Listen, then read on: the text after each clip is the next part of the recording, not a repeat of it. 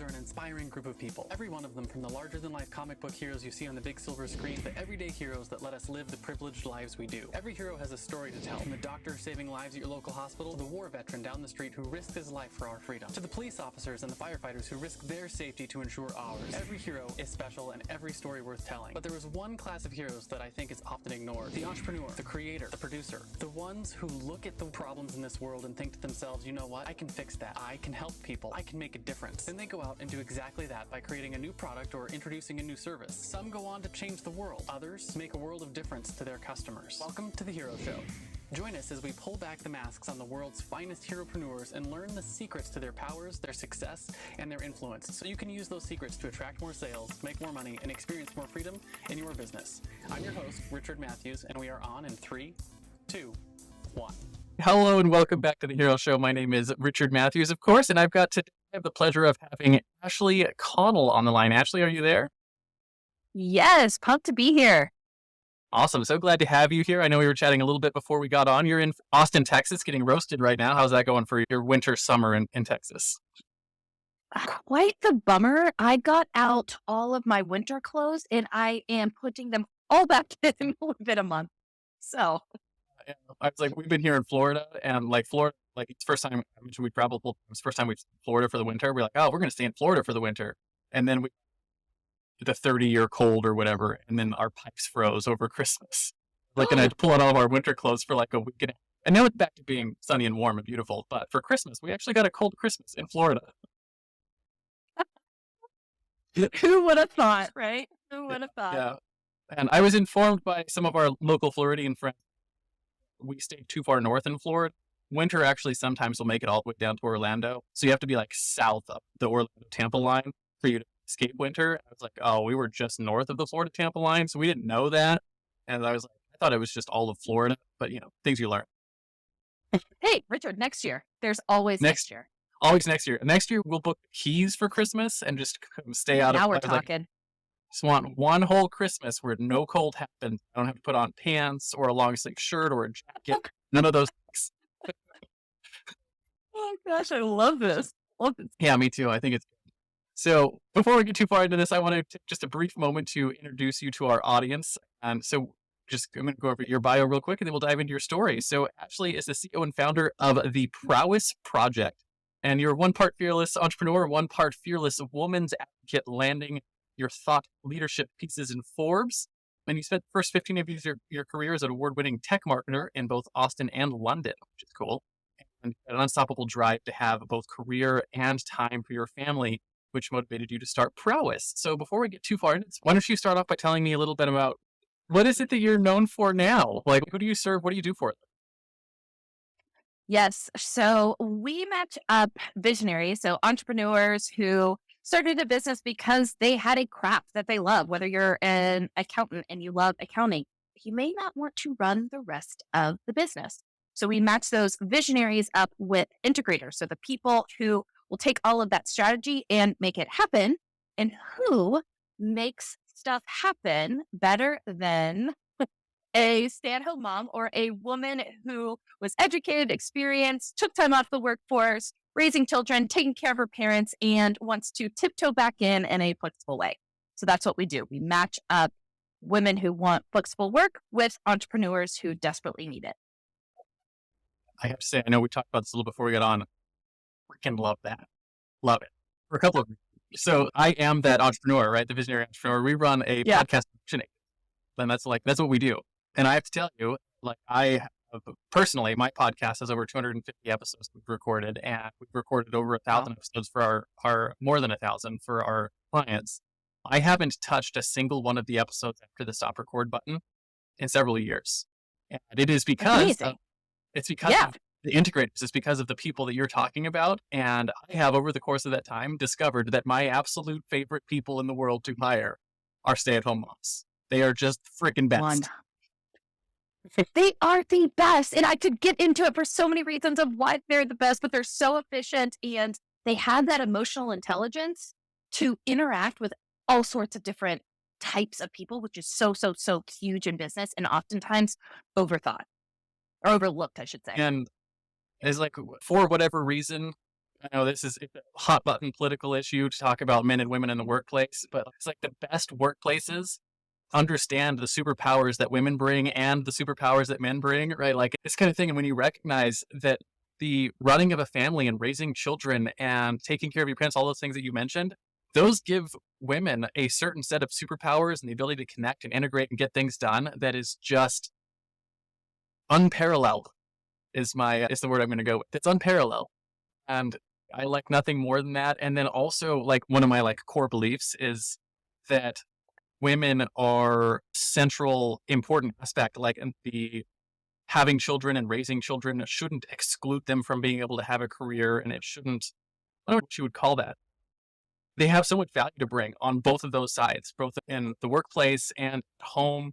And so we personally, we try to hire stay-at-home moms regularly because of that reason. Hey, you can both do your best work at home by raising your children and taking care of your family and contribute to the financial pocketbook of your family and contribute to the companies that you work for and the value that they bring. Anyways, I love it. It's my whole point. Richard, I am going to take this recording and probably put it on the front of my website, and you are going to be doing my sales calls from now on, because that is exactly what we are trying to share with the rest of the world. Like we had this untapped talent market who we vet and we certify to make sure that they do what they say they can do and match them up with, like I said, entrepreneurs who are banging their head up against the wall because they're trying to do it all when it's not their zone of genius, of trying to do all the details and making stuff happen and being operational. That's not mine. I'm definitely a visionary. So let's let everyone play where they want to play and everyone's happy, right? I have to say, one of my most recent hires, she'll probably listen to this episode at some point. Hopefully she appreciates it. I love her to pieces. And I remember when we had our interview call and I was like, listen, what I'm looking for is looking for someone who can make these things happen and communicate with their customers and communicate in this way. And I just can't because I have too much on my plate. And I was like, and I give like zero shits about how you make it. Right. I was like, if you're taking your kids to dance class or in between meals or whatever you're doing, I don't care. I was like, as long as the work gets done, that's all I'm interested in. And so she'd be like, whatever kind of flexibility I want. I was like, listen, 9/10 of the stuff that I need you to do, you probably do from your phone. And I don't care if you do it from your phone or where you're doing it from, as long as the work is done. That's all we're interested in. She's like, that sounds like perfect. And I'm not the only entrepreneur like that.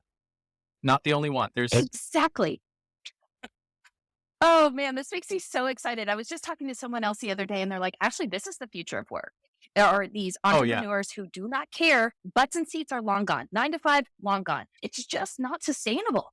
And it doesn't fit for everyone in the workforce. And so I really think this idea of flexibility and work from your phone and work when you can, as long as, to your point, the output is there, if not exceeded, then hey, let's do this. And I'm in the process now of trying to figure out how can we adjust pay so it's not hourly, that it's more output driven.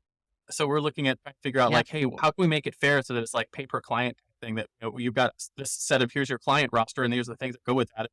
These things every week you get to pay for those, and it's fair and interesting. We haven't figured that out yet. That's like one of the things we're working on, because to your point, a lot of the 9 to 5 you get paid for sitting in a chair for 9 hours. It's inefficient and it's family first, which I am a big proponent of family first entrepreneurship. And absolutely. So, and that doesn't just include me as the entrepreneur. That includes everyone on my staff and everyone that we work for, that works with us. Is like, hey, and I tell people that it's like, we're family first. And I tell people regularly, it's like the greatest gift you can give to this world is to raise up the next generation. Why would we get in front of that? I love that. Why would we tell women they have to choose? Well, exactly. So the way that this all got started, and I think this is a really good segue, is because here I was, and you mentioned it in the bio, I was in tech marketing for 15 years and worked with mostly men, or at least mostly men in leadership. And there were maybe one woman in there, maybe, but when I talked to her about, hey, like, do you have children? She'd say, no, I had to choose my career over children. And that just shocked me. At the time, it was 2018. And so I was like, is this just the companies that I was working in? Or like, what's up with this? So hop online, found the Harvard Business Review statistic that if a woman is out of the workforce for just 3 years, specifically caregiving, specifically caregiving, she loses a total of 37% of her compensation power forever. Forever. It's That's nearly insane. half, just cut. Yes. And this happens to 43% of educated, experienced women. So this is a Yeah. massive problem. And Massive problem. It's a problem on both sides too, because like like you've seen this happen in France and Japan, where the birth rates are dropped down to a point where it's like Yep. getting to emergency status, where like Yep. France and Japan both have hired in the government Ministry of Sex, where they're trying to encourage people to have children, because historically, if birth rates drop below 1.8, society dies in a day. Like Wow. I didn't know that it's statistic. Wow. it's crazy, and it's like we've got 2,000 years of recorded history where we have birth rate data. Every single time birth rate drops below 1.8, the society dies in a day, which is crazy. And so Insane. we're fighting Wow. this thing where we're saying women they're having to choose between Right. family or work, and so they're losing their compensation power, and the result is that we have women choosing work over family, and our birth rate is declining. So like United States birth rate is hovering right around that, just over 1.8. It's like 1.82 right now. And the only reason it's even staying over the 1.8 is because Hispanic population has a birth rate of like 3.2. So keeping our birth rate healthy is just the one subsegment of our population. And so we haven't quite reached emergency status like Japan and France have. But it's to your point, that problem, the thing that you're talking about, is part of the contribution to that problem. And we need to fix it, because children are an important part of our culture and raising up our society and keeping that. And we shouldn't be forcing women to choose between one or the other and cutting their ability to pay for their, to feed their families. Well, exactly. And what hurts the most about all of it is really, it's a result of bias. It is this idea that when women are out of the workforce to be a full-time mom, they lose all of their experience, all of their knowledge, all of their know-how, blah, blah, blah, blah. No, that's impossible. If anything, and data shows this, they gain so many traits. They gain better communication skills. They gain better emotional intelligence. They gain better empathy. They gain better time management. They gain better teamwork, team facilitation. It's proven time and time again, but we're not looking at it like that. And it's about time we really start. And so I love to see these forward-thinking entrepreneurs who can utilize these women who are completely untapped.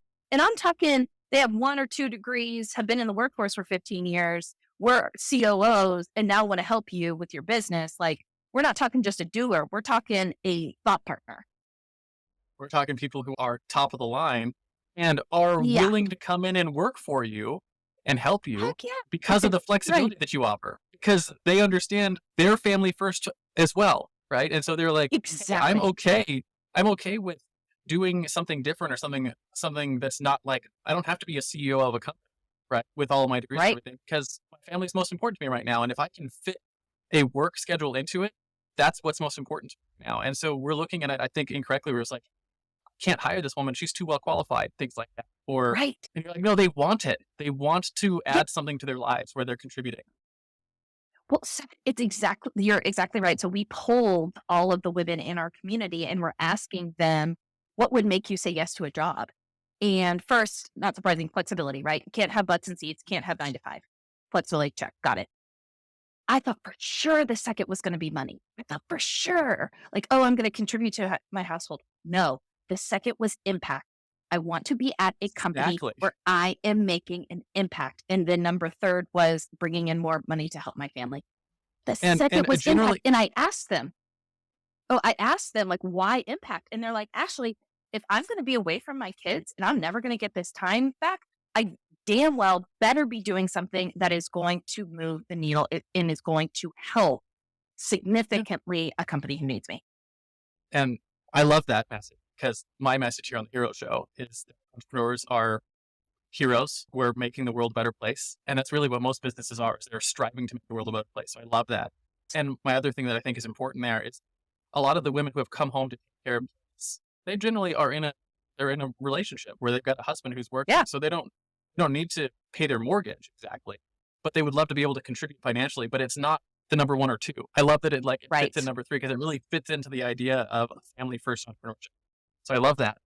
And the other thing that I wanted to just bring up before we get too far into the interview is my wife and I actually sat down and did this once, because you were talking about skills. women have at home. Yes. And Yes. we chose for our family, my wife is full time at home because we got 4 kids and we Mhm. travel and do all sorts of other things. We live a crazy lifestyle and it wouldn't make sense for her to work. So she runs the family. And I was like, we actually did math once on like what would it cost us to, Yeah. if she died tomorrow, to replace all the things that she does in our household. And it's Well, roughly about $100,000 to $600,000 a year in employees to you are do the work. joking me. It's insane. So, because we're talking I mean, like, I'm not surprised by this. Like, but I love that you actually did the math. I wish yeah, we did the math. We actually have it written down because it was like any woman who is in modern society. She's, for whatever reason, we have vilified stay-at-home mother, which I think is so dumb. But so we vilified it. So she has that mental like load that she has to deal with. So we were just working on ways we can be like, hey, let's actually take a look at what your corporations actually mean. Yeah. And like how they're actually relevant. And I was like, she does, for lack of a better term, she does mothering. But, you know, if we're talking about if she died tomorrow, what would I have to do in order to keep my business doing what we're doing? I'd have to hire childcare. I'd have to hire cooks. I'd have to hire, you know, taking care of the home, someone who can manage my finances, someone who can do like, we went through all the things that she actually, the work output that goes into making our house function on a daily basis. So much so that I have the time and the ability to run 2 companies. Like we have to partner that way. And I could not replace her. Hired employees for less than $500,000 a year. Wow. And you know what is absolutely beautiful about that? Everything that you just described that your wife does, those are all transferable skills that an entrepreneur can use in their business point blank. Absolutely. 100%. And she's not the only woman who has them. Right. She's the only one with those skills. Right. Exactly. Well, and I think the whole idea of empathy and emotional intelligence, especially in the workplace, especially in a small business where, like, I hate to say this, but you almost become a family more than you are like in a work situation. And I know that there's problems with boundaries and all of that, but like you need empathy so, so much. And that's something that I see time and time again that the women who are part of our talent pool provide to these entrepreneurs. And they never thought it would be possible. They're like, she just gets me and she's 3 steps ahead of me, if not 5 steps ahead of me every single day. You'd love what one of my friends, the whole thing called God's Providence, where he's talking about women's power and wait, I think we have the same friend. Do we? His name is Lucas. I think so. Yes. Actually. Yes. Yes. So you know Lucas. Lucas. Yes. Yes. So I'm actually going on one of his tonight. My point is just that women have so much power to bring to the community, you know, to any of their communities that they're involved in. And like one of my favorite things that I've just recently started to see this is that you have the women who have exited the workforce because of like aging parents and they're taking care of their, and now they're in their, you know, they're in their 40s, they're in their 50s, something like that, where they don't necessarily even want to have a full-time job anymore, but they left sort of at the top of their careers where they are, you know, the best of the best in their space and they take care of their families. And then they're coming back and saying, hey, you know what? I would love, you know, I don't want to not retire, but I also have something to do and be able to bring all of their skills to bear on someone like mine's business. You're like for real? It's a game changer. You'll bring your 40 years of business experience in to help me, like for Right. It's too good to be true. But it's this perfect marriage. I just saw these 2 problems in the workforce and I was like, this is, they each can be a solution to each other. And it has worked out so well over the past 4 years that we have been growing and nurturing this business. And I am so proud to say that we have helped over 1,000 women find jobs and really change their lives, which ultimately means we're changing the lives of 1,000 entrepreneurs too. Ripple impact. So that was a really long introduction to this. But what I want to talk about is your origin story, right? We talk on this show all the time about as a hero, right? Every good comic hero has an origin story. It's the thing that made them into the hero they are. And I want to hear that story. Were you bit by a, you know, radioactive spider that made you want to get into, you know, helping women in the workforce? Or did you start a job and eventually move to become an entrepreneur? Basically, how did you get here? Such a good question. And I wish I had something very fun, like bit by a spider. So I think like where this all stems from is my very first job out of college, really, I was an intern. They called me the guinea pig. So they would give me all of the projects, and it was my job to figure out if they were going to sink or swim, like make them happen. And I would figure them out. I'd start them and say, is this viable? Yes. Pass them over to someone else who was going to maintain it. Or no, it wasn't. Fail. Let's fail fast, fail cheap.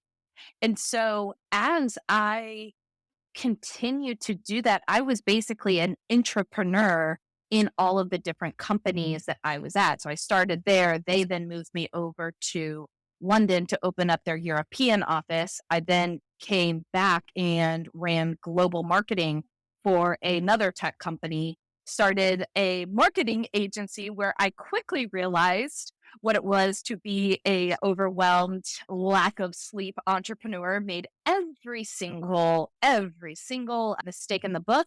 And that's where I got this idea for Prowess Project.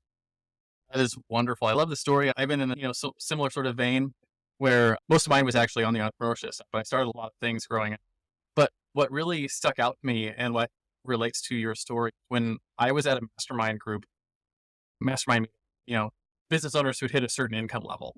And what we were all asked to bring something to share to the group, something we had learned. And, I got up and I shared all of my stuff with the group, and they were like, oh, that's really cool. We learned a lot from you, blah, blah, blah. It was really good from that aspect. But at the end, they put the mastermind together, pulls me aside, and he goes, listen, you're doing really good work. It was just me. I was a solopreneur all by myself. And he was like, but you're your own worst enemy. And I was like, what do you mean? He was like, you need to hire someone to do X, Y, and implementation things for you. He's like, because it'll unlock your business. And he's like, you need to do this. And I looked at him and I was like, I can't. I don't know how to afford that person. And he would trust me. Just bite the bullet, hire someone full time to do these things in your business. I was like, you're going to understand it until you do it. And you have the perspective shift. And I was like, nope, don't believe you, blah, blah, blah. And I was like, I couldn't even see how it would happen. And I remember vacillating with that decision for 3 months. 3 months where I was like, nope, I can't afford to hire someone. I can't do it. I don't know how I would pay them. I don't know how it would function. And finally, I was just like, he told me just to do it anyways. And so I hired someone full time. And it was about 2 weeks into having hired someone where I was like, oh, I get it. because now you're on the other side and you have a whole different perspective on it. And you're like, oh, because now my work output went up not just 2x, but like 4x. Exactly. And Richard, it's so funny because I have like consultation calls with entrepreneurs all the time. And I talk to you probably 3 times out of 4 where they're like, I know I will come back to you in 3 months. I need to fail on my own and I will come back to you. And every single time they come back and they're like, okay, I'm ready now. So, And I'm like, but just think if you would have done this 3 months before, like how much further your along business would have been. Like the opportunity cost is just outrageous. It is. It's outrageous. And I look back at myself and I go, man, I should have just listened to him when he told me what I needed to do. But at the same time, I didn't see the map. I didn't see what was happening. And so like what you do, as soon as you hire an implementer, what an implementer does is like, as a visionary, right? The entrepreneur type, like we have our skill sets and the lanes that we're doing. And when we're doing all of the work, not as good as someone who can do it well. And so when I said we 4x'd our output, what I meant was now we're taking all the stuff that I was doing not as good as I could, not at the speed or quality or level that I could have, and gave it to someone who could do it all better than me and faster than me. And now I'm working on just the things that I'm good at. Like I said, the output went up 4x, like in 2 weeks. And I was like, oh, I see it now. And once you've seen it, you can't unsee it. You can't unsee it, and nor should you. It's a rear view, like, let's go. And then you hire another implementer and take more stuff that's not your zone of genius off your plate. And it just continues until you're doing only the stuff you love. And it's like, we're on one of my companies, we have 4 full-time staff members now, and we'll probably be at 12 or possibly 15 by the end of this halfway year point in this year for our growth things. And a lot of that's just it's understanding that we can scale with people and we can make a bigger impact with people. And, I tell all of my staff now when we get on our staff meeting calls, we're a family first company. And one of our core values is I say all the time, it's profit first, because we can't run a company without profit. Our team is, and our customers are third. It has to go in that order. because we can't serve Love that. anyone without profit. We can't serve our customers without our team, and you don't have a business without your customers. So profit first, team second, and customers third. And that's the way that we prioritize everything in our business. Good book, by the way. Profit First. Good book. It is Have a you good read it? book. I have. Yeah. I've read it a number of times. That's actually why I use that terminology, profit first. But it's the, because you don't have a company without profit. So we do that, and you have to have that in place. So that's like, you don't have a business. But then the very next thing has to be your team. Because your team is what makes your value that you're giving to the world possible. And then for, to your point, your audience is the solopreneur who's trying to, they're really good at what they do and they want to expand their impact. Yep. You have a glass ceiling holding you back. And that glass ceiling is implementers. Absolutely. I say all the time, your income is in direct alignment with your impact over and over and over again. Like your income is direct alignment with your impact. If you cannot exponentially grow your impact, you are going to make the same amount of money or you're going to make the same amount of profit. It just point blank. And you said something about the team. I love how it's profit first, then team, then customers. And what I saw in the workforce that I thought was really broken too was that we as a society put more weight and importance on hard skills, quote unquote. So do they know QuickBooks? Are they accounting? Can they how to use XYZ software or Photoshop exactly. or whatever your skill exactly. is. Versus dashboard. Right. Versus the soft skills that are compatible to yours. So we spent the past 3 years building out our matching algorithm that takes into account compatibility from the solopreneur and our integrators. So we're really trying to de-risk that matching process in hiring someone as much as possible. You know what else is really, really fascinating? The whole difference between hard skills and soft skills. One of the most important soft skills that people don't understand unless you've been hiring people before is that showing up is more valuable than anything else. Oh, tell me more. So what I mean by you've hired people before, getting someone to show up is it's the first hurdle. And the thing that I love about your market, right, the stay-at-home mom or the women is it's funny that you don't see it because you're like, why would you not show up? That's exactly what I'm thinking. Yeah. Why would you not? We need to raise that bar. We need to raise that bar. And cannot tell you, as we run our e-com company, we're trying to hire people in the warehouse stuff. We'll hire 20 people to get one to come back for the second, which is crazy. And that it's so common. And same kind of thing when you hire people who are virtual workers, who are, especially when we're building this kind of stuff, getting people to show up is half of the battle. And what I have found is when you get into the caretaker motherhood marketplace for workers, showing up is such a default for them that they never even question whether or not they're going to show up. To your point, you were like, I don't get it. Why was that? Yeah. When you hire people outside of that marketplace, you have to deal with whether or not they're going to show up. And it is crazy. But it's also, potentially it's a cultural problem we have. Who knows what causes it? But it's a problem. And entrepreneurs have hired people before and they're like, I don't want to hire people. I've gotten burned. That's generally the reason. I mean, the snaps for that all day long. Yes, I agree. Wow. So interesting. I can't wait to take that back to the team and just share that. So thank you. It's a crazy cool thing. And I said, people that I have hired and worked for who come out the places that you're talking about, it's not the thing that you have to worry about having to show up. And then what's interesting is the reason that is important and ties back to the hard skills is almost all of the hard skills can be learned. All of them. Whether or not you know them yourself.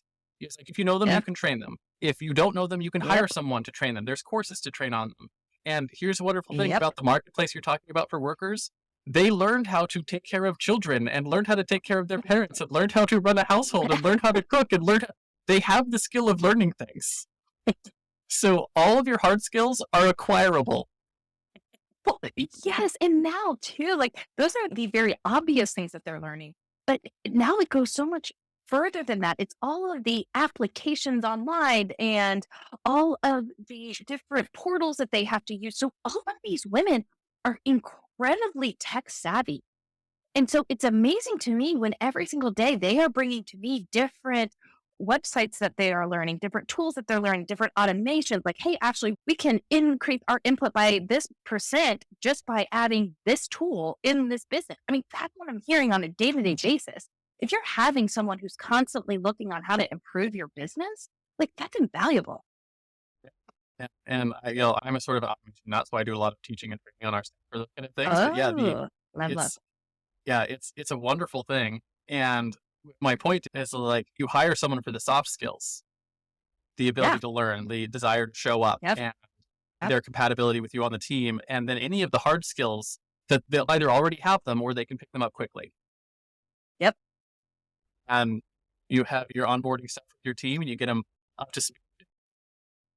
Well, They and show up. name a Really job that easy, you walked into and you didn't have to learn anything.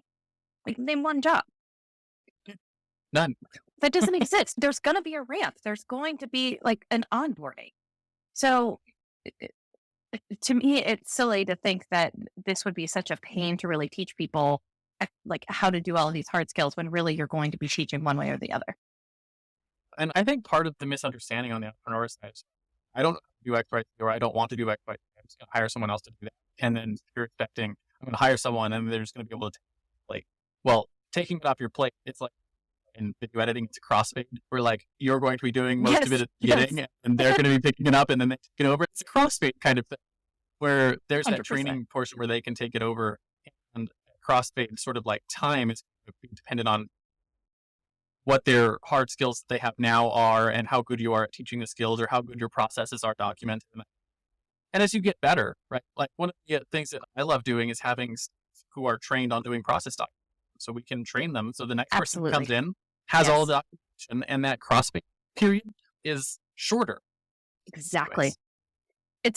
You're exactly right. And it's interesting that you're saying this because the way that it works for women to join our platform is they go through a certification first, where we are teaching them how to be what we are calling online business managers, but essentially it's like the right-hand woman, the number two, the integrator, etc.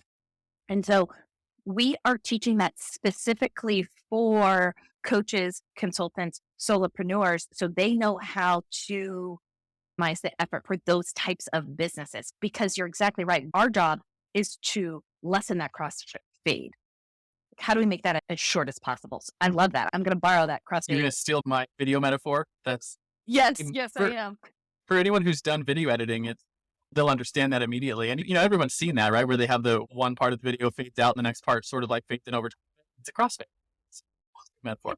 So what I want to talk about is your superpowers. Right? So every iconic hero has a superpower, whether a fancy flying suit made by their genius intellect or the ability to call down thunder from the sky. In the real world, heroes have what I call a zone of genius, which is either a skill or a set of skills that you were born with or you developed over the course of your career that really energize all the other skills. Right. And the way I like to frame it is if you look at all the skills you developed over the course of your career, there's probably a common thread that ties your skills together. And that common thread is probably where you would find your superpower. So what do you think your superpower is, that framing that you bring to bear on Prowess? Yeah. Love this question. I think that each person has many zones of genius. I don't think there just has to be one. The one that's coming up for me right now is I think I have a zone of genius of making people feel special. And I really like to and think I have a uncanny ability. I can be talking to a room of people, but I have been told that people feel like I'm talking to directly to them, even though there's an audience of 400. Oh, tell me. Tell me. There's some psychological reasons for that. Because one of my superpowers is the frameworks thing happen. This is super interesting. I love what you're saying because it's a rare trait to be able to make someone else feel seen and heard. That's what someone says when you're saying you make them feel special. So there's two aspects. I'll go over both of them. First one is a physical thing, and it's looking someone in the eyes. And let me give you an example of that. I went to Bible college and was trained as a preacher. So I have a degree in preaching. And one of the things that they did with us on a regular basis, one of the experiments they did in preaching class, where they made us all participate, was how to speak to a group of people as if you were speaking to an individual. And we have this weird dichotomy in our world where we think like either we are an individualistic society or we are a community society. And the reality is that we can't be one without community. Doesn't exist without individuals, and individuals can't exist on their own without. So what's fascinating about that is you can see it happen in real time. And so they taught us this in Bible college. So the experiment was you get up in front of the class of people or your audience of people, and you can test this out if you want. If you ever, next time you're in front of an audience, it works every time. Tell the audience ahead of time, I'm going to ask you a question. Don't answer it. Ask you a question. And so you look into the audience and you look at someone right in the eyes. Just pick someone out. Doesn't matter who it is in the audience, and say, what's your favorite color? Don't answer me. Just, what's your favorite color? Hold it for me. And then just step back the room, say, who did I ask that question to? Raise your hand if you think I was asking that question. What you'll see is the person that you were looking at, and for 2 or 3 feet around them, everyone will raise their hands. Asking me that question. Now, repeat the experiment, and what you do is you say, hey, I'm going to ask the question again. Don't answer it. And instead of looking at someone, look in between 2 people. Look at no one. So look in between 2 people, so you're not looking at anyone in the eyes, and then ask the room again. Ask that question to. No one will raise their. What? Or you'll see them look around at each other, be like, were you looking at me? Was he looking at someone else? Eye contact is like a physical connection that it's a real thing to actually be able to see someone and to make them feel seen and feel heard. So part of it is I would put money on the fact that one of the reason people you feel special around you is because you are comfortable looking them and actually seeing them. So that's wow, that is fascinating. I mean, it's like light bulb. Amazing. The second aspect to that is stories. And it's something that I've seen you do a really good job so far just in here is someone who understands how you see another person is by hearing their story. And so the way you hear someone's stories, people hear like, what is active listening? You heard as active listening. And people are like, well, it means I look at them and I hear the things. It's like what active listening means is I hear your story and I listen to what you're telling me. And then in my own head, I'll go through my own story and I see where we have connection points. And then we exchange stories together. And that's what we're doing, right? I hear your story. I tell you and tell you a story in return, right? We're exchanging stories. And then exchanging of stories is a skill that people learn, people who are good at it, like yourself or like me. And it's something that you can develop this skill, but it's a skill that the other person will feel seen and heard and appreciated when you don't just hear their story, but connect their story to yours. That is also so fascinating. I mean, now that you say that, it makes so much sense when you're looking back, but I wouldn't have articulated it that way. But now that you did, I mean, it's amazing. And if you listen to this interview up to this point, you and I have been doing that throughout this whole interview. You're right. You're exactly right. And so it's something I teach people when they're like, one of my rules for podcasting, I have a 10 commandments of podcasting series I'm actually doing with Lucas. And the last commandment is learn to interview. And we teach that as a skill because it's a learnable skill, is how to exchange stories because that's how you help someone be seen. So my point is, I love that superpower and to come by naturally instead of having it trained. Like I was trained with my superpower, my sort of frameworks, really good at sort of, but it's a cool superpower to come by naturally. Oh man, this is fantastic. I'm almost speechless just because my brain is going a bazillion miles per hour of like thinking through all of this because you're exactly right. That is the exchanging of stories. Wow. Oh, so good. So good. So here's a really, really useful thing. If you start training your women on how to do that with people that they're getting paired with, you'll exponentially increase their results. And it's a trainable skill. So. Okay. Crossed my mind. I was like, okay, after this, I'm making a note to go through and teach them how to do this because you're exactly right. Oh, so good. We're on the same wavelength. So awesome. Good. So now here's my kicker for you. The flip side of every superpower is the fatal flaw, right? Just like every superpower has his kryptonite or Wonder Woman can't remove her bracelets of victory without going mad. You probably have a flaw that's held you back in your business, something you struggled with. For me, it was perfectionism. I struggled with perfectionism for years, which kept me from shipping products. It kept me from hiring people, which we talked about already, because I was like, they can't possibly do this because I can't. That's stupid, by the way. And I also struggled with lack of boundaries. And so I didn't have good boundaries with my time. I didn't have good boundaries with my clients. And so it kept me from having the sort of discipline I need to actually really do good work. But I think more important than what your flaws are is how have you worked to overcome them so that our audience can learn a little bit from your experience? I love this question because I've been thinking about this quite a bit lately, especially now that we are rounding out our 4th year of Prowess Project. I was looking back on my leadership thus far and how do I take it to the next level, because I know that I can't continue to show up the way I have been and expect to grow and have different results. I just can't. And so what I realized my fatal flaw had been over, I guess at this point it was 3.5 years, is trying to do too many things at once, almost like a lack of focus. And I realized that I was doing that because I wanted everyone to feel special. I wanted everyone to feel included. Someone gave me a great idea and I'd want to go do that, even though I had all these other things to go do. I wanted to help women, every single woman, no matter if she wanted to get into tech, into customer success, into nursing. Like I wanted to help all of them. But no. Like if you can't be everything to everyone or you're nothing to nobody. And that was the problem that I had. And so what I had to do in order to overcome that, and I'm feeling really crystal clear on our focus and our path now. So I feel like I am, rounding that corner, is first I had to get it into a mastermind group where I had the accountability, where other people were going to look at me and be like, oh my gosh, Ashley, stop it. You have too many ideas. Like just chill. So first I had to do that, but then I had to commit. So I changed the copy on the website. I changed the copy of the emails. I started and really, really niched down. I niched down 2, if not 3 times to get super specific, solve one problem and not go after everyone. So that was my journey. That's a really important lesson to learn. I know I struggled with that for years. I'm still working on the better we get in business, the more narrow we get. And what's interesting is you'll probably love this connection. The things that you do are very similar to the people that you're talking to, in that when you learn to focus on one and look it in the eye, all the people who are close to it will come to you for the same thing. But when you try to talk to everyone, then you end up no one.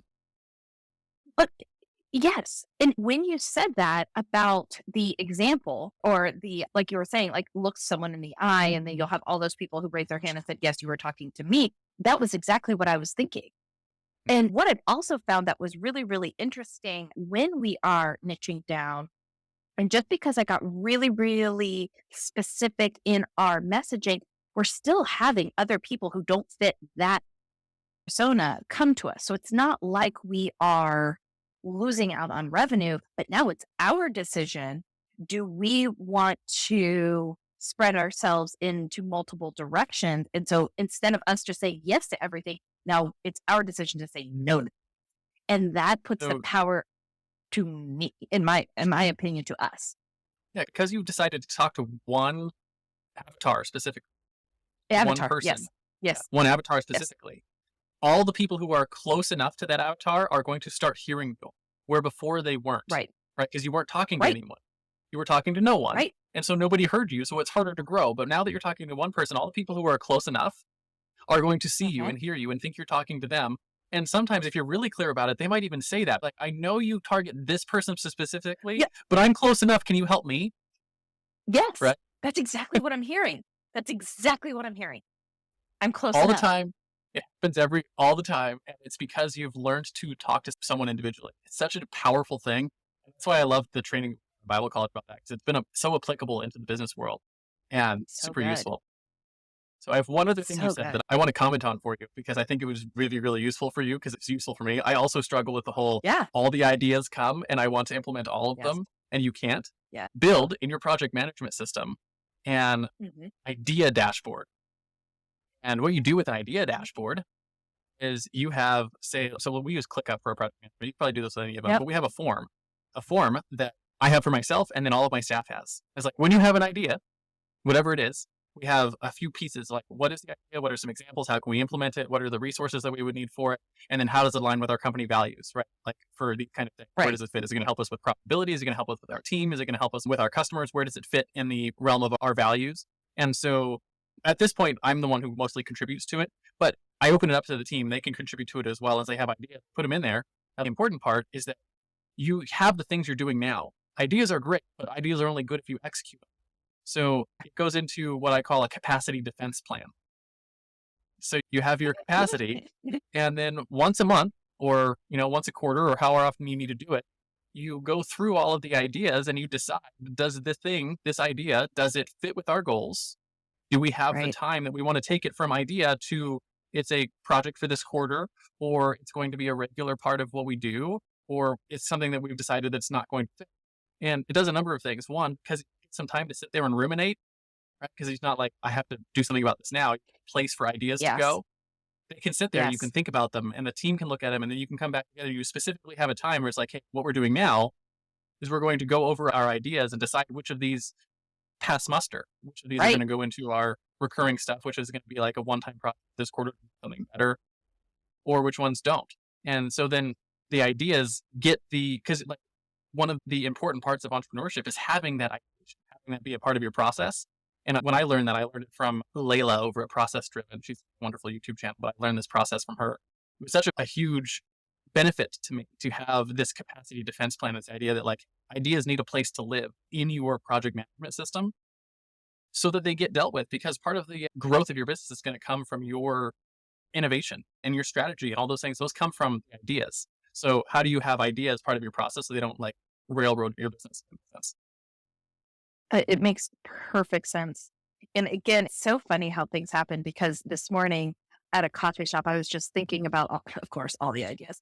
And I was like, man, I need a place to just jot these down and we'll decide what month we're going to do them in. And now we're talking about this on a podcast. It's so crazy. When we hop off, I'll show you my little capacity. Please do. Yes, that'd be great. Yeah. And then just for fun, my son printed a Snorlax that just finished while we were on our interview on my print sitting next to me. So A squishy low poly Snorlax. My son's going to be very excited. So. that's amazing. Love it, love it, love it. So fatal flaw that was really good. I want to shift gears a little bit and talk about your common enemy, right? And your common enemy, every superhero has an arch nemesis, and it's the thing that they constantly have to fight against in their world.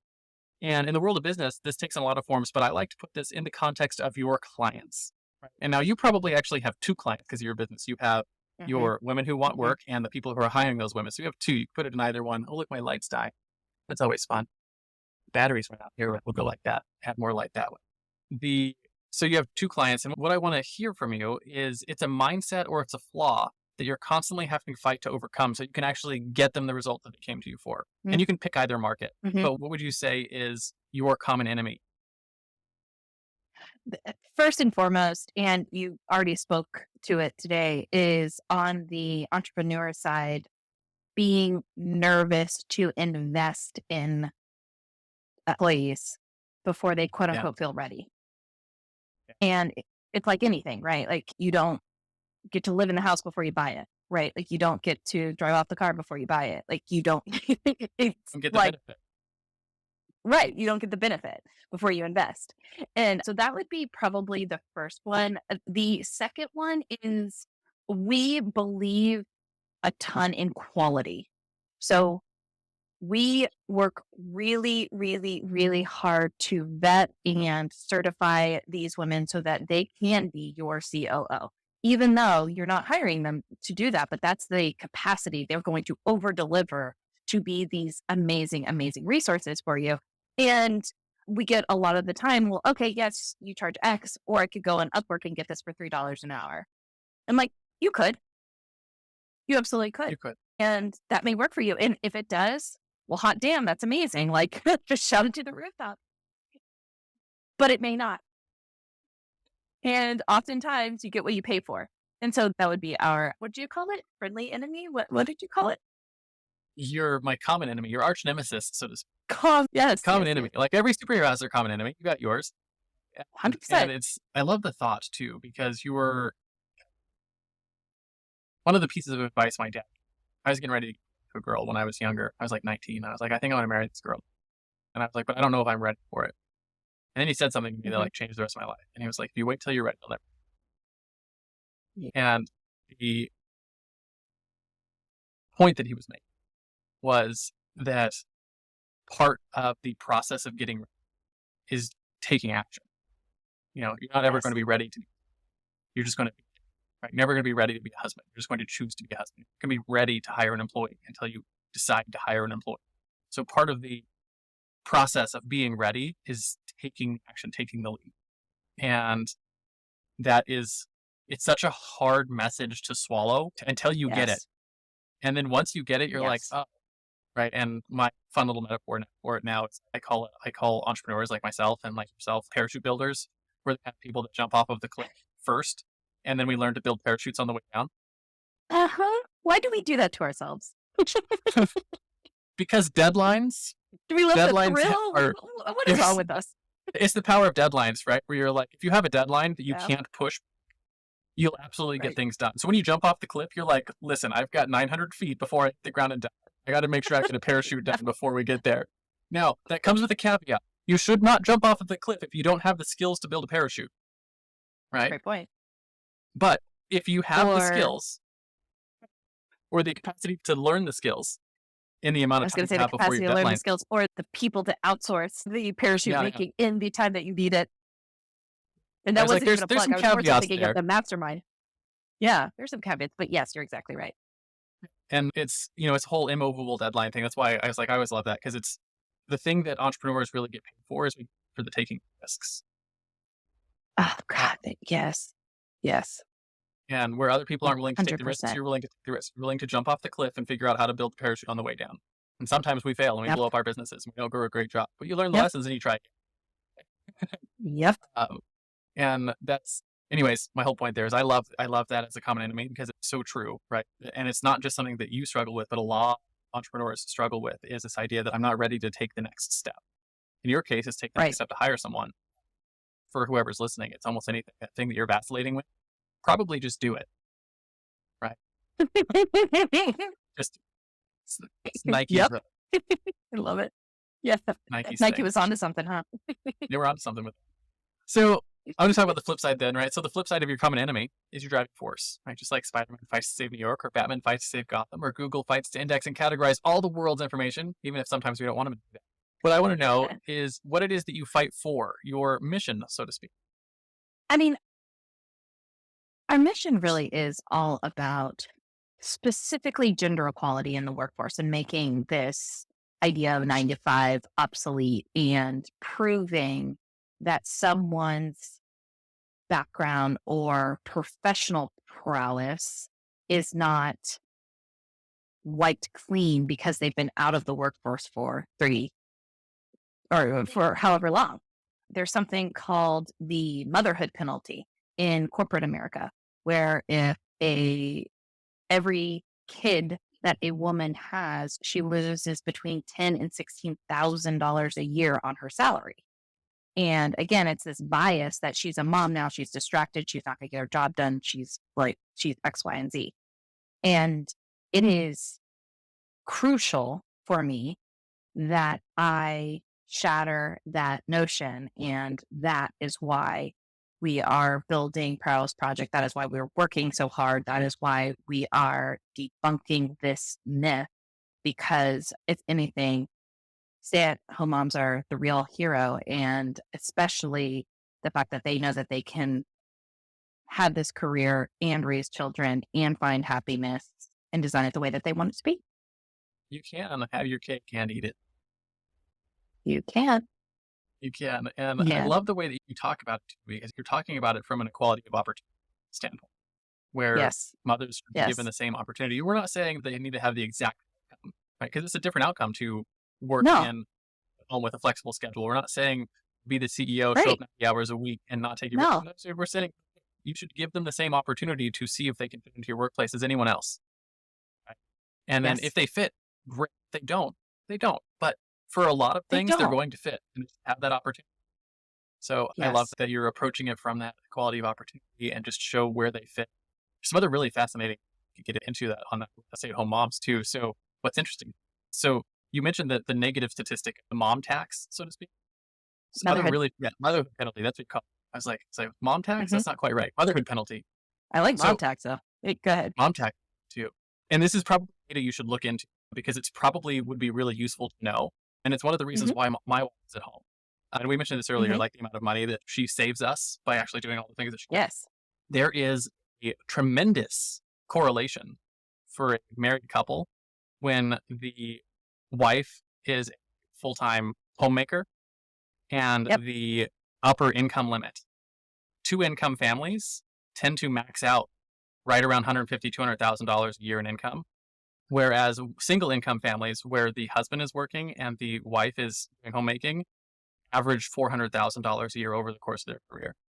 And it's a tremendous correlation that we have lots and lots of data on. Doesn't get talked about much, but there is some benefits on the other side. If you intentionally work on it, like my wife and I, where it's like, hey, it's a partnership and your job is grow the business and everything else, and my Right. job is to homemake. But if you know the math, you make an informed decision that way. There's benefits both ways. And so Oh, that's so my fascinating. I want to check out that so data. That's the fascinating. mom tax is a mom tax if they don't know the other option, right? And so they just let themselves get taxed that way. But you can, if you learn to focus it properly, you can move it into having husband's side increase. But it has to be intentional. And there's some data back that I'll have to see if I can find something for you and send it. But it's useful to at least think about, especially with the work that you're doing. Right. So Okay, I'm very curious because you're saying that, okay, so you're looking at it as a whole, as a partnership, as a whole, as total a amount, partnership, because yes, because there's a motherhood penalty and there's the daddy bonus.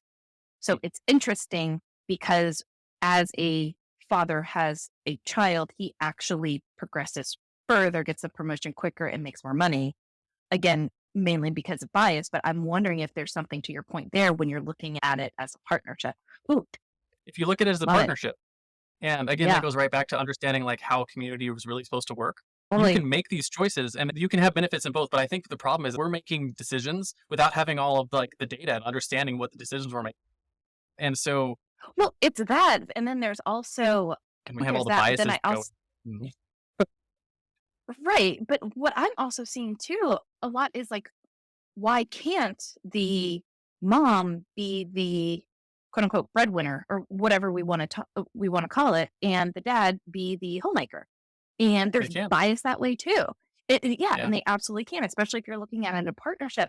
And so I really like the way that we're thinking about this. Oh, I got a data project. Data project. It's worth looking into. And then it has the benefit of, again, we talked about family first entrepreneurship and we've talked about birth rates. We've talked about all sorts of things. Like we have to figure out as a society how to make family work with growing and getting better, right? Like should work because entrepreneurship is going to solve our problems. If we can't figure out how to both have family and entrepreneurship and work and satisfying work, we're never going to figure this out. So these are like really important discussions. I completely agree, but I think what really catapulted us was, and I hate saying this, the only silver lining in COVID really was this idea that people can work remote and you don't need FaceTime. Yeah. The only silver lining. It was terrible, but I do think that proved to a lot of people, especially small businesses who don't have a physical product, that, hey, I can save a lot of overhead and I can access talent everywhere if I think about work a little bit differently. Yeah. And I was like, we've been doing the whole work from home thing since 2017, since we started traveling. And so we were ahead of the Yeah. curve on that. And then like during Yeah. COVID, people Yeah. were like, how are you doing this? And we're like, well, we've been doing it for a while, so we hit up a lot for it. But yeah, one of my other companies, the customer service rep, and we were having a hard time with the whole show up thing we were talking earlier. And we couldn't get someone to do customer service. And I finally, the owner of that company, I was like, can we hire remote? Because if we hire remote, we can access a worldwide pool of talent.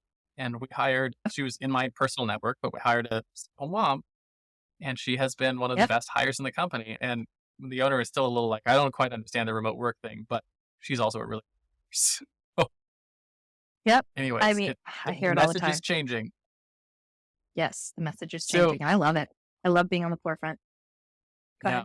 I've only got a couple more questions for you. I want to talk about, for a minute, some practical things, right? I call this the hero's tool belt. And in its practical portion of our show, every superhero has their tool belts with their awesome gadgets, like their battery, their web slingers, or their laser eyes, or their big magical hammer, whatever it is.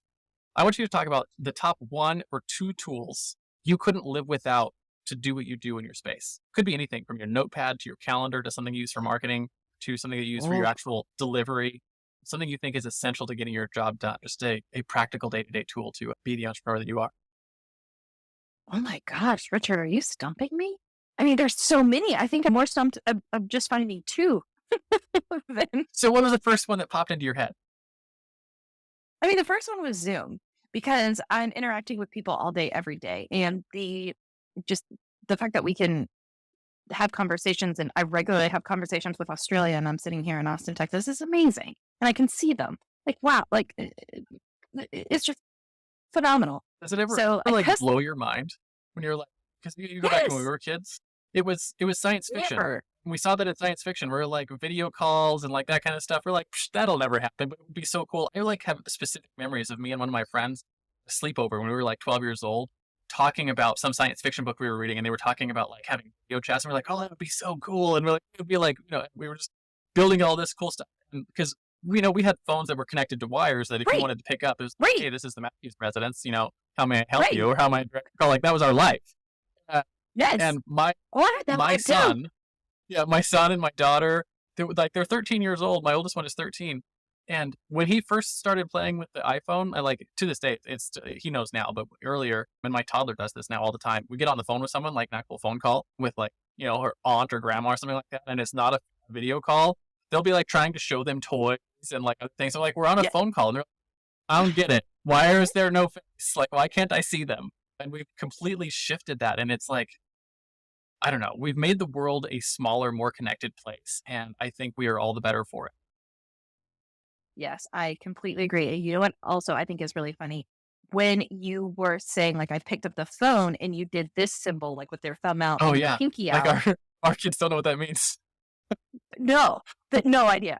Like this is not like, this doesn't look like the phones in their world. Like this, I guess, more would look like the phones in their world. Like just your palm, like you have to hold it up like this in front of your face. That's even funny to me. That like even that symbol, like next generation will have no idea what that is. The other discussion that's super fun on that is like my son and I are having this regular argument now. It's not really an argument. It's more of like a lighthearted thing. But I'm like, you need to learn to type. And he's like, I don't understand why I need to learn to type. Because he's like, I can just tell my computer what I want to do, right? Like all the dictation and the Siri control and the voice controls of it. And I'm like, listen, I was like, you're probably the last generation that's going to need to learn to use the keyboard and the mouse for I/O on a computer. But like, you're not going to get out of it. Your kids will probably get out of it. And I love that you're really pushing the envelope here, but also you're going to need to learn to type because you're that crossfade trained generation. Wow, I never even thought about that. Yeah, That's crazy. Because their baseline of technology interaction started with voice control. It didn't start with the keyboard. Well, yeah, it's funny that you say that because I can even like see my daughter. She'll go up to the TV and she'll want to change the channel and she'll swipe the TV. Yeah. Right. Versus like using the control because she's so used to like a phone or swiping it. And we're trying to limit screen time. So before blah, blah, blah, blah. But it was just, it's funny watching her trying to swipe the channel. Screens are a part of our lives that aren't going away. You need to learn how to, one of the things I say all the time is like, as a parent, your job is not to teach your children how to avoid danger. Your job is to teach them how to navigate danger safely.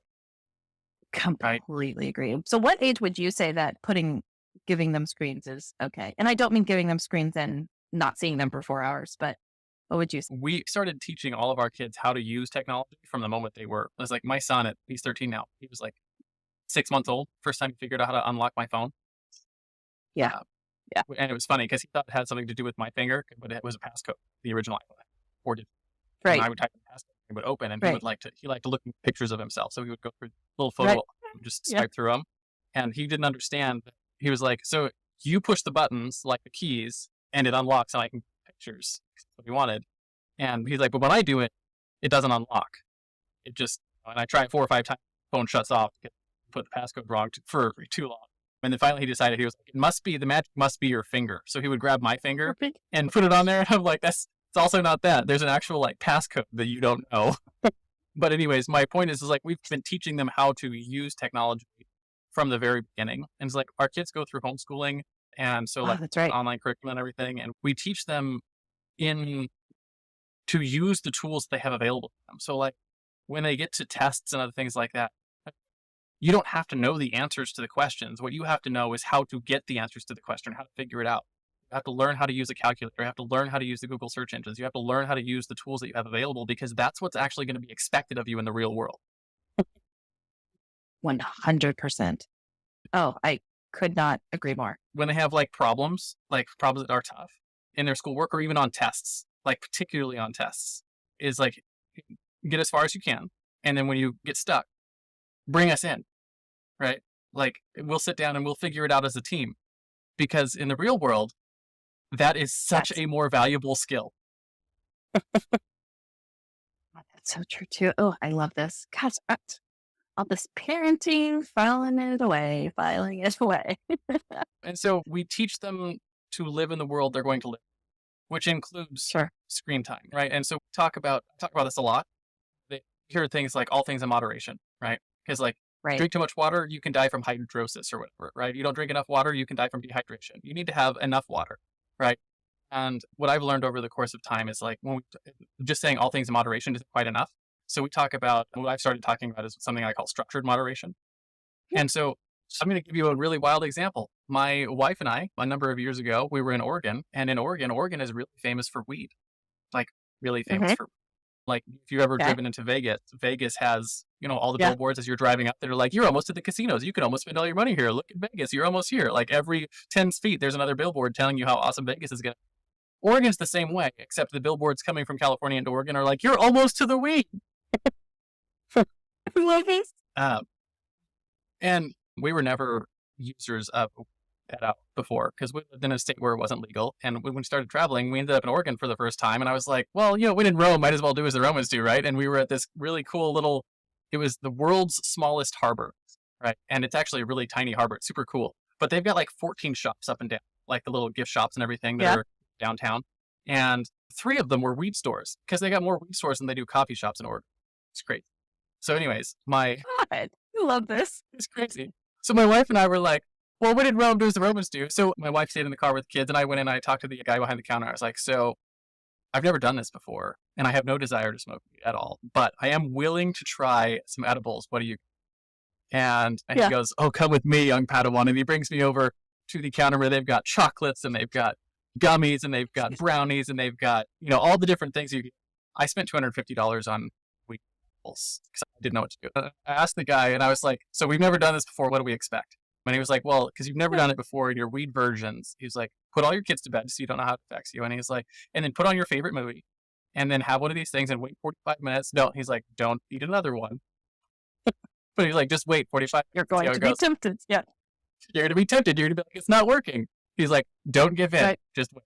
It's working. So anyways, you can imagine how that whole experience went. But what I mean is like, you'll hear in entrepreneurship communities and other things that, weed can make you slow, right? Or alcohol can mess with your mind, right? And there are things that can be addictive or they can take you off of your. Same thing with food, right? Food can be, and where you eat too much or you don't eat enough.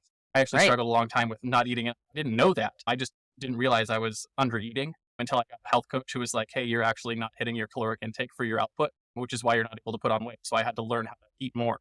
And my wife and I, and the reason why I bring up the weed specifically under structured moderation is like, we still use it on occasion, but it's generally only on Friday nights where we're like, it's like a Friday night, it's video games and hanging out with the kids and playing board games. And it's just a fun thing. Like someone might have a glass of wine, we'll have a weed edible. Right? And it's a structured moderation. Right. Where you can have like anything, even the things that the society considers bad for you, right? Like wine, 4 ounces of red wine is actually really good for you. 4 ounces of wine a day. But if you drink a whole bottle every day, you'll probably kill yourself from alcohol poisoning. Right. So it's a structured moderation, meaning how can you structure your life to have the things people think are dangerous, right? You're like, oh, your kids can't play video games or they can't have screen time. Sure they can. if they learn structured moderation. So you should both demonstrate that to them and then teach them how to build structured moderation into their own lives, right? And I know that's a really long answer to that question. Structured moderation, No. I think, is the answer to the question. Oh, I love that. I love that. Another thing that I'm just filing away. Oh, 100%. That's good. That's Well, good. thank And now a quick word from our show's sponsor. Hey there, fellow podcaster. Having a weekly audio and video show on all the major online networks that builds your brand, creates fame, and drives sales for your business doesn't have to be hard. I know it feels that way because you've tried managing your show internally and realize how resource intensive it can be. You felt the pain of pouring 8 to 10 hours of work into just getting 1 hour of content published and promoted all over the place. You see the drain on your resources, but you do it anyways because you know how powerful it is. Heck, you've probably even tried some of those automated solutions and ended up with stuff that makes your brand look cheesy and cheap. That's not helping grow your business. Don't give up though. The struggle ends now. Introducing Push Button Podcasts, a done-for-you service that will help you get your show out every single week without you lifting a finger after you've pushed that stop record button. We handle everything else: uploading, editing, transcribing, writing, research, graphics, publication, and promotion, all done by real humans who know, understand, and care about your brand almost as much as you do. Empowered by our own proprietary technology, our team will let you get back to doing what you love while we handle the rest. Check us out at pushbuttonpodcast.com/hero for 10% off the lifetime of your service with us, and see the power of having an audio and video podcast growing and driving micro celebrity status and business in your niche without you having to lift more than a finger to push that stop record button. Again, that's pushbuttonpodcast.com/hero. See you there. Now back to the Hero Show. So, got 2 more questions for you. These should be quick. Your own personal heroes, right? Every hero has their own mentors, just like Frodo had Gandalf, or Luke had Obi-Wan, or Robert Kiyosaki had his Rich Dad, or even Spider-Man had his Uncle Ben. Unless you watch the newest movie, then it's Aunt May. Who were some of your heroes? Were they real-life mentors, speakers, or authors, or peers who were just peers? And how important were they to what you've accomplished so far? So one would definitely be my mom. And I know that sounds like a cheesy answer, but One of my she favorites. is she is, her story is crazy. She had me super young, got married to my dad, finished college very, very late after going to 4 of them, and then started her own business, got divorced. My dad passed. She was a single mom, and now she has a multi-million-dollar business and is designing her life in a way that she never thought was possible. And just seeing all of this, the roadblocks that she ran up against, her mindset with that was, these are happening for me, not to me. And so how do I use this to my greatest advantage? She would definitely be one of my heroes. That's wonderful. You would be surprised the number of people who I have on here who answer with some version of my mom or my uncle who really helped me who I am.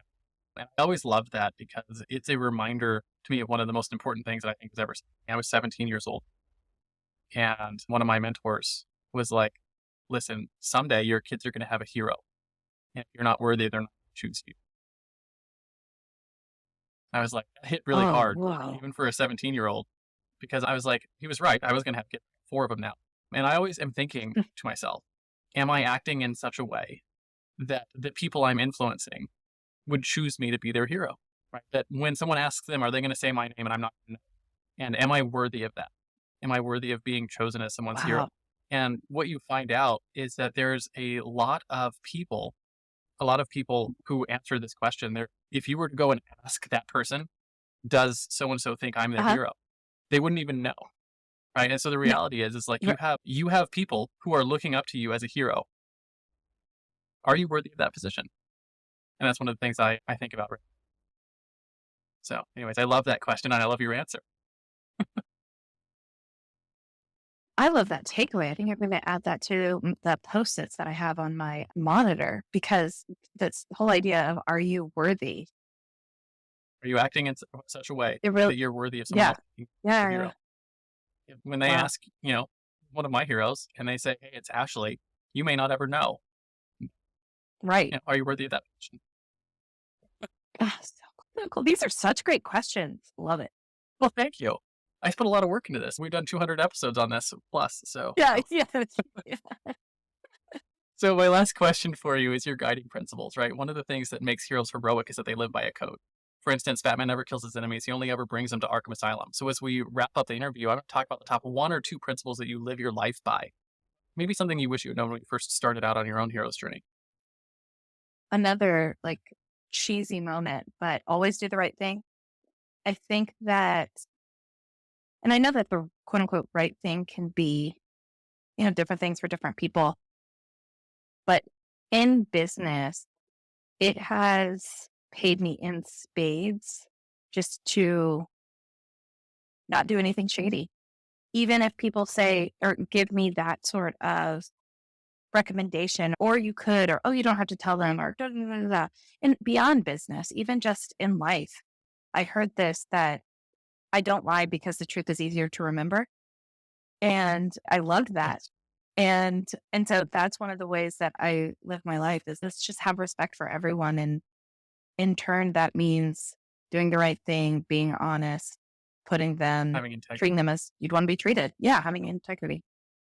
Yeah. And you probably wouldn't be surprised by this, but probably out of the 200 episodes, probably 219 of them, the response to that question is some form of integrity. And it's one of the reasons why I run this podcast, because we have this cultural misunderstanding that entrepreneurs are villains, right? Every children's story you pick up and movie you pick up is some variation of entrepreneur spills oil on ducks for money. And that's just not reality. It's just not reality. That's not the way businesses run, because we operate in a world where we have It's that. And you said too, like, really entrepreneurs are paid for their risks, the risks that they take. And I think integrity is so huge in that, because all you have when you're taking this risk is the trust in other people, or you are trusting other people. So if you're not living in a life that is aligned with integrity, like, that is, you are betting against this risk that you've just put everything into, your heart, soul, blood, tears, everything. So That's why I'm not the particularly parachute surprised metaphor. that integrity. Yeah. Yeah. And it's like the parachute metaphor. If you jump off the cliff and you have to build the parachute on the way down with your team, like, you have to trust each other, right? Or you're not going to get it done, right? It's just not going to happen. And you're all going to splat into the ground before you get the parachute built. So true. Yes. Yes. It's really, really interesting. How much, that's what's coming up for me, is how much risk is intertwined with trust and integrity. It really, really is. Or else why would we do it? Yeah. Yeah. And what you'll learn too, as you grow your business and grow your team and grow the people that you're working with, is that the bigger your ability to trust each other gets, the bigger risks you can take. And the bigger risks, the bigger value you can bring to the world, and the more impact you can make. So trust is sort of like that key that starts it all off. Bingo. I love it. I don't know about you, but I think that is a perfect place to put a bow on the interview. Be like, that's where we'll wrap it. So Really fun. I love this. I do finish every interview with a simple challenge. I call it the Heroes Challenge. And I do this to help get access to new stories I might not otherwise find on my own. So the question is simple. Do you have someone in your life or in your network who you think has a cool entrepreneurial story? Who are they? First names are fine. And why do you think they should come on our show and share their story? First person that comes to mind. First person that comes to mind for me, her name is Bree. She had a women-owned marketplace, meaning all the shops were women-owned, and she decided to sunset it last year. And so I always think that it's really, really valuable when entrepreneurs share that story of, hey, what was that like? Because one thing and not to steal her thunder, but one thing that she says is, I'm an entrepreneur for life. That's just one chapter. So I think she would be a really good person to have on there. Awesome. I love that. It's like we have had stories, everything from startups to big, $500 million a year companies, to people who have been, like you and I, who are in the middle of our stuff. So I love getting all stages of the entrepreneurship story and really telling it, because again, our goal is to change the story. So. Yep. I love it. Yes. Thank you for that. We'll reach out afterwards and see if we can get them to come on and say hi. They don't always come and say hi, but when they do, we get really good stories out of it. But in comic books, there's always the crowd of people at the end who are cheering and clapping for the acts of heroes. And so as we close, our analogous to that is, where can people find you if they want your help in the future, right? Where can they light up the bat signal, so to speak, and say, hey, Ashley, I would like to either, be a work from home mom, or I need the implementers and I need your help. So I think where can they go? And then who are the right types of people to raise their hands and actually light up the bat signal and ask for your help? I love it. So on the entrepreneur side, these are solopreneurs. Typically, it's coaches or consultants, really subject matter experts who have an online business and want to keep doing what they love and don't want to run the business. So on that side, you can head to prowessproject.com and find resources and how to get us there. And then if you are, you don't have to be a mom or a caregiver, but if you're someone who is interested in being this idea of an integrator, implementer, or what we call an online business manager and running the business for one of these subject matter experts, again, head over to prowessproject.com, and we are at Prowess Project on all social channels, and you can hit me up on LinkedIn, what have you. So please come say hello. We'd love it. Awesome. Thank you so much, Ashley, for coming on and sharing your story with us today. It was a fascinating conversation. I always love it when they go a little bit over because we generally means we got into good stuff. So thank you for that. And 100%. do you have any final words of wisdom for my audience before I hit the stop record button? Final words of wisdom. What's coming up is just the just do it.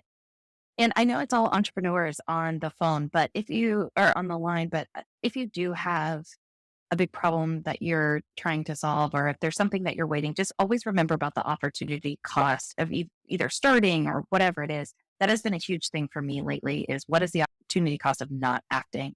And the fact that you said, just do it. It's just that for me was what I needed to hear too. Perfect. Thank you very much for coming on today, Ashley. I appreciate it. Yeah, you too. Thank you.